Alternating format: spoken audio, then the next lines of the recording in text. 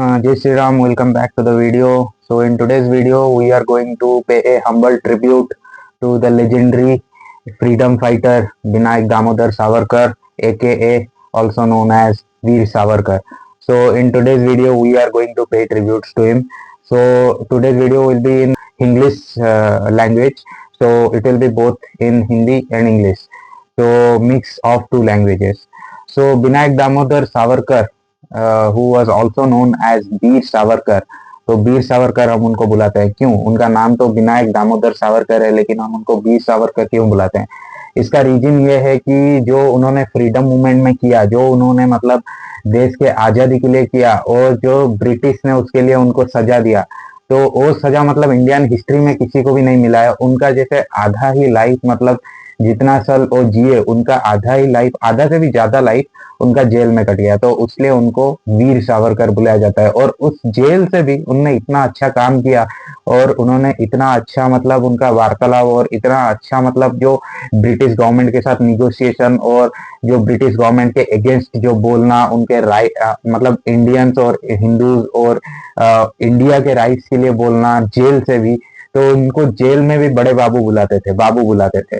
तो उसलिए उनका नाम पड़ा वीर सावरकर। तो उनको ये मतलब उपाधि दिया गया है कि उनका नाम के आगे वीर लगाया जाता है, तो वीर सावरकर। तो Veer Savarkar is also known as Vinayak Damodar Savarkar. Vinayak Damodar Savarkar is also known as Veer Savarkar. तो उनका जन्म, he was born in a small village called Bhagur in Maharashtra on 28 May इन 1888। तो उनका जन्म हुआ 28 में 1883 को भागुर विलेज में, महाराष्ट्र के। तो उनका जन्म जो छोटे से गांव से हुआ था, वो सफर कैसे मतलब इंग्लैंड तक तैयार हुआ, और सब उसके बारे में हम बात करेंगे। और इंग्लैंड से कैसे फिर उनका रत्नागिरी आना हुआ, रत्नागिरी से फिर कैसे मतलब काला पानी का उनका सजा हुआ, फिर काला पानी से कैसे मतलब फिर सजा काट के वो आए, फिर हिंदू महासभा और ये सब चीजें लीड करे, फिर कैसे धीरे धीरे धीरे धीरे मतलब ये जो हमारा हिंदुत्व का, जो उनको बोला जाता है कि फादर ऑफ मॉडर्न हिंदुत्व। तो जो इंडिया का जो आज आप हिंदुत्व देख रहे हो ना, वो वीर सावरकर जी का देन है, जिसके अंदर कास्ट डिस्क्रिमिनेशन नहीं है, कलर डिस्क्रिमिनेशन नहीं है, क्रीड डिस्क्रिमिनेशन नहीं है, कुछ भी डिस्क्रिमिनेशन नहीं है, हम सब हिंदू है। तो ये जो फिलोसफी है, ये जो थियोलॉजी है, इसको दिया है वीर सावरकर जी ने। 1883 में वो पैदा हुए। पैदा होने के बाद से ही अपना अपना मतलब वो मतलब बहुत ही पढ़ते थे। उनका बेसिक मतलब उनका जो प्रोफेशन था वो था पोएट का। वो एक कवि थे, मतलब वो एक पोएट थे। He was a poet and he used to write poems in Marathi and in some other languages also, but basically in Marathi. तो वो लिखा करते थे, और उनका बहुत सारा पोएम है। अगर आप महाराष्ट्र से हो तो आप बहुत सारे पोएम्स पढ़े होंगे उनका, और अगर आप और कोई जगह से भी हो, अगर आपको मराठी भाषा आता है, और उनका इंग्लिश ट्रांसलेशन भी है वो पोएम्स का, आप पढ़े होंगे। तो उनका देन हमारे भारत को क्या है, जो हम आज देख रहे हैं हिंदुत्व का लहर, वो उनका देन था। एक्चुअली ये 2014 के बाद नहीं आया है, मोदी जी जीतने के बाद, वो पहले से ही था। तो 2014 में और मोदी जी आने के बाद ये थोड़ा रिफाइनमेंट हुआ है, लेकिन वो पहले से ही था। इसका देन वीर सावरकर जी का है। तो उनको मतलब ब्रिटिश गवर्नमेंट ने अरेस्ट क्यों किया था, उसके बाद में थोड़ा बात कर लेते हैं कि वो कॉन्स्पिरेसी कर रहे थे ब्रिटिश गवर्नमेंट के अगेंस्ट, मतलब वो ब्रिटिश गवर्नमेंट के अगेंस्ट चाल चल रहे थे। एंड उसके लिए उनको back to back 25 years plus 25 years का सजा दिया गया, और उनको अंडमान निकोबार का सेलुलर जेल में ट्रांसफर कर दिया गया। और उनका जो हिंदुत्व आइडियोलॉजी है वो कहाँ से डेवलप हुआ, मैं आपको बताता हूँ। तो जो वीर सावरकर जी है, तो उन्होंने मतलब दो चीजों के लिए उनको सजा दिया गया था। तो उनको माना जाता है कि मतलब जो नासिक का जो कलेक्टर था एएमटी जैक्सन, उसके मर्डर के लिए मतलब जेल हुआ था। और जो इंडिया में जो रह के और इंग्लैंड बार बार जाके जो मतलब जो ब्रिटिश गवर्नमेंट है उसके अगेंस्ट जो वेजिंग कर रहे थे, मतलब उनके अगेंस्ट जो वार स्टार्ट कर रहे थे, उसके लिए मतलब उनको इंडियन पेनल कोड 121A के अंडर बॉम्बे में उनका ट्रायल हुआ। प्रीवियसली जो बॉम्बे था, अभी मुंबई है, बॉम्बे में उनका ट्रायल हुआ। फिर उसके बाद उनको मतलब ब्रिटिश ने डिक्लेयर कर दिया कि पॉलिटिकल प्रिजनर, तो उसके बाद उनको जेल हो गया। तो जेल होने के बाद वो गए मतलब उनका जो अंडमान निकोबार का जो सेलुलर जेल है, तो ही मतलब उनको जो उसके जेल होने के बाद उसको ले गए अंडमान निकोबार का जेल में, उनको रखा गया उधर जो सॉलिटरी कन्फाइनमेंट है उसमें रखा गया। और उसमें उनको क्या किया गया कि जहां पर रखा गया था वहां पर हमेशा मतलब हर एक दिन एक प्रिजनर को फांसी दिया जाता था, मतलब हैंग किया जाता था। और जो प्रिजनर्स थे उनको मतलब बहुत टॉर्चर किया जा रहा था, और उनको एक मतलब काम दिया जाता था, अगर वो काम करते थे तो ठीक है, अगर नहीं कर पाते थे तो उनको पूरा ब्रूटली टॉर्चर किया जाता था। तो वो कन्फाइनमेंट में भी उनको रखा गया। तो उनका सफर कहाँ से शुरू होता है, मतलब ये हिंदुत्व की तरफ, तो उसके बारे में अभी बात करेंगे।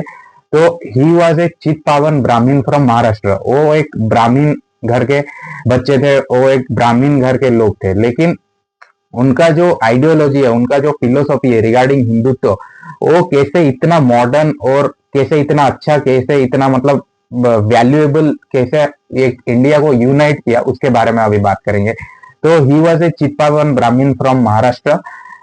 Despite being that he considered Hinduism as a way of life, not a religion.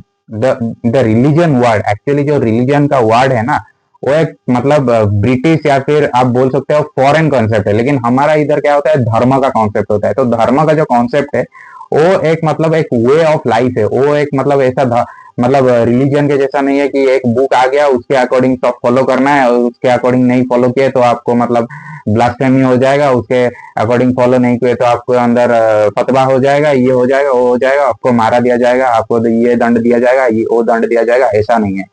तो उनका जो आइडियोलॉजी था कि Hinduism is a way of life, not A religion. तो ये एक सही आइडियोलॉजी है जो आज के डेट में हिंदूज को यूनाइट करता है। मोदी जी आने के बाद, ये 2014 के बाद ये हिंदूज को यूनाइट करता है। तो उन्होंने बताया कि Hinduism is a way of life, और उन्होंने एक मंदिर भी बनवाया था इंटरेस्टिंगली महाराष्ट्र में, जहां पर हर एक कास्ट का आदमी आ सकता है और आके अपना प्रेयर ऑफर कर सकता है भगवान को। क्योंकि भगवान किसी एक के नहीं होते हैं, खाली ब्राह्मण के नहीं होते हैं, क्षत्रिय के नहीं होते हैं, भगवान सबके होते हैं। इवन इफ जो मुस्लिम्स है और क्रिश्चियंस है, ज्यूज है, हर कोई, उनके भी भगवान होते हैं। तो भगवान के मंदिर उन्होंने बनवाया था, और वहां पर सब हिंदू लोग आके मतलब irrespective of their caste, creed and colour, वो आके अपना प्रेयर ऑफर कर सकते थे भगवान जी को। तो इन्होंने ये समाज में परिवर्तन लाया था, हिंदुइज्म इकोसिस्टम में ये परिवर्तन लाया था, और हिंदुइज्म इकोसिस्टम में उन्होंने ये एक बहुत बड़ा बदलाव लाया था। तो उनका ये रोल था, और उन्होंने ये सब चेंज किया था हिंदू इकोसिस्टम में। और उनने क्या किया था कि फिर जो उनका जो सेल्युलर मतलब कॉन्फाइनमेंट था ना, जहां पर उनको मतलब रखा गया था, और जहां पर सब आदमियों को जैसे प्रिजनर्स को मतलब फांसी दिया जा रहा था, तो उनका जो जेल का जो स्टाफ था ना, जो स्टाफ वो मतलब इधर ब्रिट्स होते थे, मतलब ब्रिटिशर्स होते थे, या फिर पठान होते थे जो मुस्लिम्स होते थे। तो उधर क्या होता था कि जो हिंदू, मोस्टली हिंदू प्रिजनर्स थे, मतलब जो हमारे इंडिपेंडेंस के टाइम में लड़ते थे अपने देश के लिए, अपने लोगों के लिए, और अपने लोगों के हक के लिए बात करते थे, अपने लोगों को के राइट्स के लिए बात करते थे, उनको क्या किया जाता था, काला पानी में लेकर, अंडमान निकोबार में लेकर उनको सेलुलर जेल में बंद कर दिया जाता था, और धीरे धीरे धीरे धीरे करके सबको फांसी दे दिया जाता था। तो उधर जो क्या होता था कि जो ब्रिट्स और पठान थे, जो मतलब स्टाफ थे जो जेल के, तो वो क्या करते थे कि हिंदू लोगों को बहुत अत्याचार करते थे। जैसे उनको इवन एक छोटे छोटे चीजों के लिए, जैसे टॉयलेट भी जाना हो तो उनको कुछ ब्राइब मांगते थे, या फिर कुछ काम करने के लिए कहते थे, या फिर उनको मतलब बहुत टॉर्चर करते थे इवन एक टॉयलेट जाने के लिए। तो ये चीज था, तो उसलिए उधर से ही उनका जो आइडियोलॉजी था, जो हिंदुइज्म के लिए, हिंदुत्व के लिए, हिंदू नेशन के लिए, उधर से उनका हिंदू राष्ट्र के लिए जो आइडिया था इवॉल्व हुआ। तो उधर से उन्होंने स्टार्ट किया अपना ये जो हिंदुइज्म का प्रचार प्रसार करने का जर्नी, जो आज के डेट में हम देखते हैं, और उसको कहते हैं मॉडर्न हिंदुत्व। तो मॉडर्न हिंदुइज्म का जो स्वभाव है, तो उधर से ही स्टार्ट हुआ था। तो उधर से उन्होंने हिंदुइज्म के लिए लड़ना स्टार्ट किया, और उधर से उन्होंने पिकअप करना स्टार्ट किया हिंदुइज्म का वार को, और हिंदुइज्म को लेकर फोर फ्रंट में रखे कि कहे कि ऐसे कैसे अत्याचार कर सकते हो, हिंदू है तो कैसे अत्याचार करोगे, ऐसा कोई रिलीजियस डिस्क्रिमिनेशन नहीं होना चाहिए, हर एक प्रिजनर को एक भाव से, एक समान से ट्रीट करना चाहिए।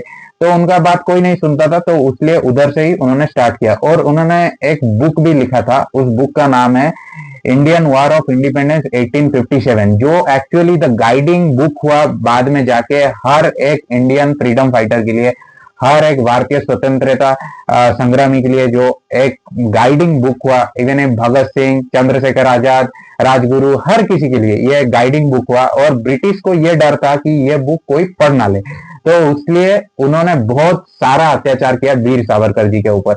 और वीर सावरकर जी स्कॉलरशिप पाकर उधर मतलब लॉ के डिग्री के लिए पढ़ाई करने गए थे। वो एक बहुत अच्छे लॉयर हैं, उनको बहुत ही ज्यादा ज्ञान भी है इस लॉ के मामले में। वो ब्रिटिश को पानी पिला देते थे उनके लॉ में, तो उनको बहुत सारा अच्छा मतलब नॉलेज है लॉ के बारे में। और स्कॉलरशिप में तो जो है तो आपको पता चल रहा होगा कि उनका कितना high level of IQ, high level of brain है। तो उन्होंने लॉ की पढ़ाई की उधर। जब वो लॉ के पढ़ाई कर रहे थे, वो एक्चुअली इंडिया हाउस में रहते थे और इंडिया हाउस से जुड़े रहते थे। तो इंडिया हाउस से जुड़े रहते थे, तो इंडिया हाउस का बेसिकली काम क्या है?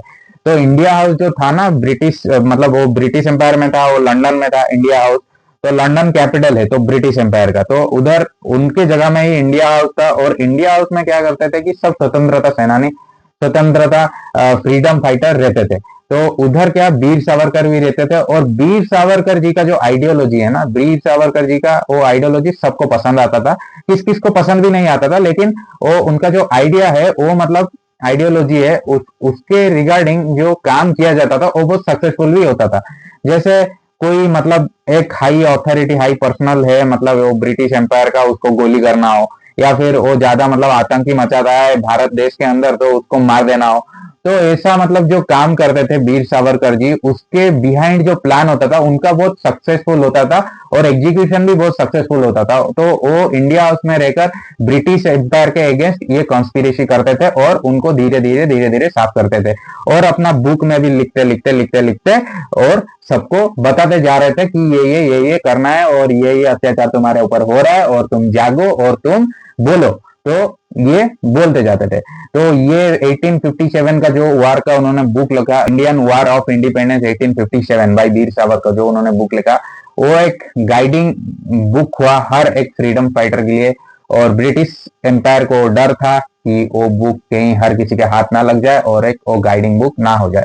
तो इसलिए उन्होंने वीर सावरकर जी के ऊपर इतना अत्याचार किया, उनको मतलब 50 इयर्स तक इम्प्रिजनमेंट दे के काला पानी अपने देश से दूर रखा। फिर जो जेल में थे, वो जेल में क्या करते थे कि मतलब उनको बहुत सारा मतलब कठोर दंड, कठोर सजा दिया जाता था। लेकिन वो जेल में भी मतलब पिटीशन लिखते रहे, किसको? ब्रिटिश गवर्नमेंट को। क्यों?